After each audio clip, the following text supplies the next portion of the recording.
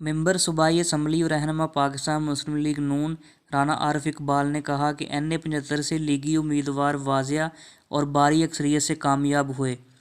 دھند میں اندھا دھند دھاندلی کرنے والوں کو اچھات کنڈا اپنایا گیا۔ دھاندلی کا بہانہ بنا کر کئی ہزار سے ہارنے والے پی ٹی آئی کے امیدوار کو کامیاب کروانے کی ناکام کوشش کی گئی۔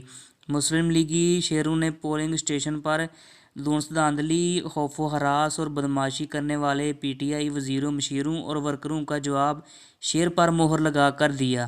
ان خیالات کا اظہار رانا عارف اقبال نے اپنے ڈیرہ پر ہجوم پریس کانفرنس کے دوران کیا۔ ان کا کہنا تھا کہ این اے 75 کی نشست نون کی تھی اور رہے گی۔ ریاستی زور، ظلم و جبر اور ڈرا دھمکا کر بھی پی ٹی آئی یہ نشست حاصل نہیں کر سکتی۔